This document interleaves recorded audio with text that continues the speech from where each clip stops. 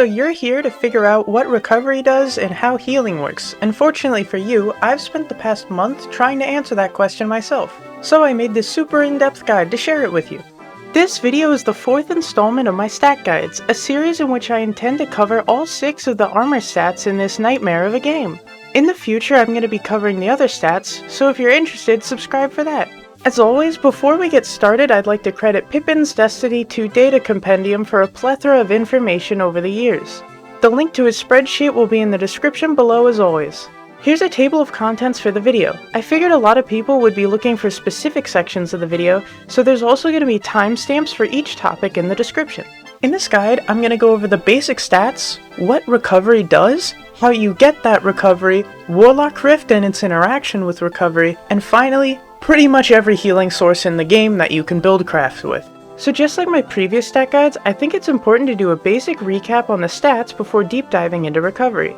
There are 6 armor stats in the game, which can generally be divided into 2 subsections. The top half of stats, mobility, resilience, and recovery, are passives that affect moment-to-moment gameplay. In addition to those passives, what class you play determines which of these stats affect your class ability cooldown. Hunters use mobility and Titans use resilience, but Warlocks use recovery, and that's what we're focusing on today. The bottom half of stats, discipline, intellect, and strength, affect your grenade, super, and melee recharge rates respectively. Every 10 stat points will give you a tier of that stat. For example, a Guardian with 81 resilience and a Guardian with 89 resilience both have tier 8 resilience.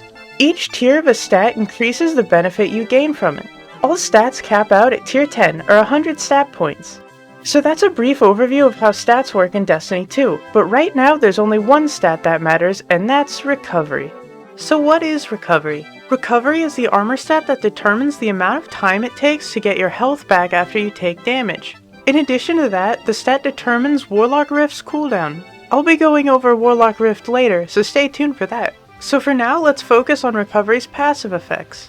Recovery functions in 2 ways. It decreases the time it takes to start regenerating your HP, and it also increases the rate at which your HP regenerates. Here's a graph depicting the HP regen delay time based off of your recovery tier. As you can see, higher recovery means less of a delay. Because of how the timers line up, you can actually regen shields and health at the same time. Here's another graph, this time depicting the time it takes to regenerate your health, shields, and total HP at each tier of recovery. Going from tier 0 recovery to tier 10 recovery will shave off a full 3 seconds of time that you're locked out of combat because you're waiting for your HP to regen. Here's an in-game representation of what each tier of recovery looks like.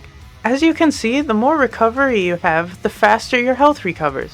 There is one case of health regen being locked to a very specific speed, and it's kind of like tier 9.5 recovery. We'll get to that one later. So now that we know what recovery is, how do we get it? In terms of obtaining recovery, much like the rest of the stats in the game, the main way you get recovery is through armor and armor mods, though I figure you already know that. Here's a complete list of everything in the game that gives you recovery. I'm going to split the list into 2 sections, which I'll call passive and active forms of recovery. Passive, meaning mods and fragments that determine your recovery, which can be seen on your character screen, and active, which are temporary buffs that give you recovery, but they cannot be seen on your character screen. First, I'm going to go over passive recovery. The minor recovery mod will grant 5 recup. The normal recovery mod, Spark of Volts, Ember of Searing, Echo of Obscurity, and Whisper of Chains all grant 10 recovery. However, in terms of what takes away recovery, Stacks on Stacks, Ember of Tempering, Echo of Starvation, and Whisper of Hunger all take away 10 recup. Whisper of Hunger not only takes away the 10 recup, it also takes away 10 mobility. Finally, Charge Harvester, Spark of Focus, and Echo of Persistence all take away 10 recovery from Warlock. This is because recovery is the Warlock's class ability stat.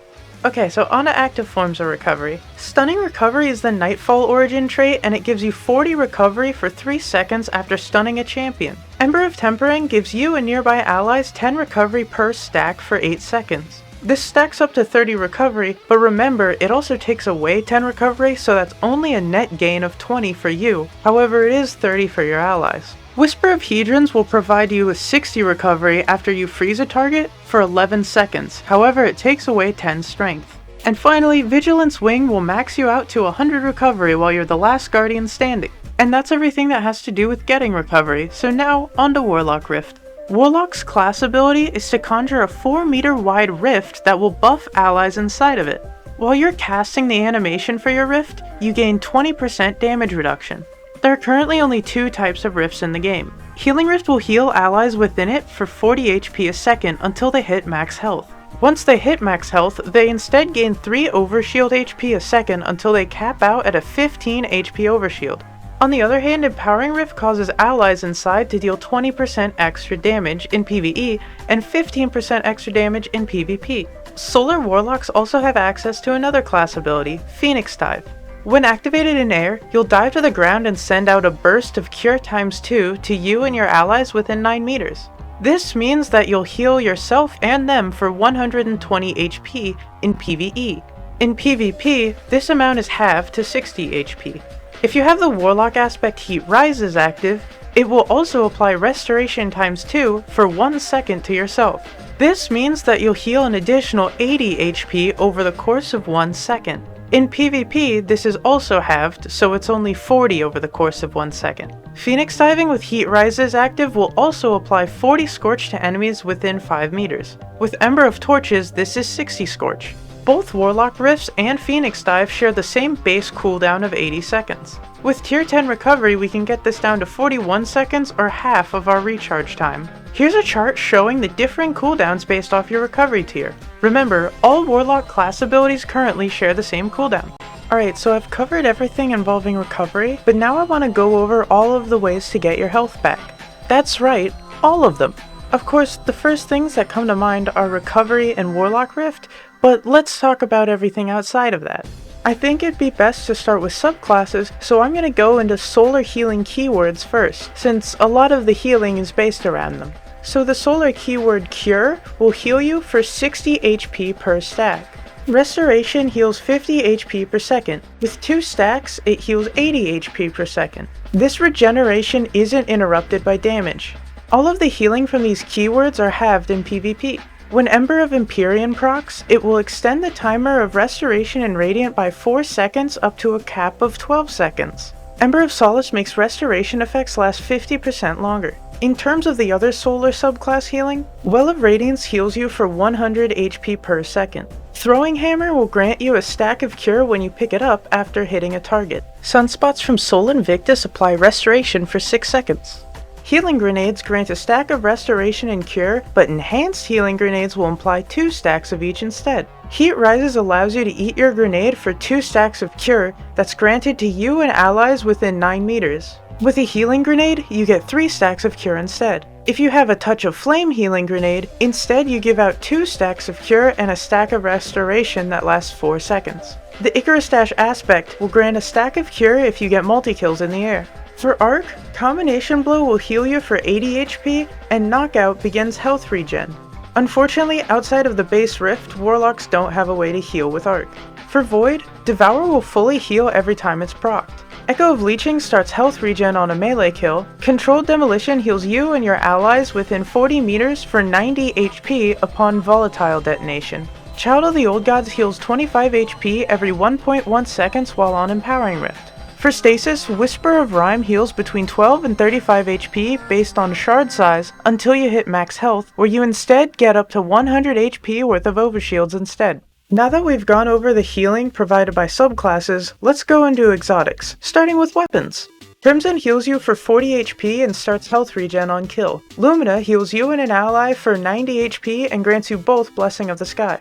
Rat King's Catalyst will start health regen when you reload after a kill. Suros Regime kills with the bottom half of the mag have a 25% chance to start health regen, which is increased to 50% with the Catalyst. Touch of Malice heals you for 30 HP and starts health regen after getting 3 kills rapidly. Vigilance Wing begins health regen when an ally dies within 24 meters. Edge of Intent will spawn a healing turret that lasts 15 seconds, heals for 75 HP, and starts health regen. And Ruinous Effigy heals 30 HP per tick. Alright, onto the exotic armors. For Hunters, Liar's Handshake heals 75 HP with cross counter. Star Eater Scales will heal between 95 and 200 HP based off your stacks. Wormhusk Crown heals for 67 HP on dodge. Assassin's Cowl heals for 100 HP on a powered melee kill and 135 HP on finisher kills.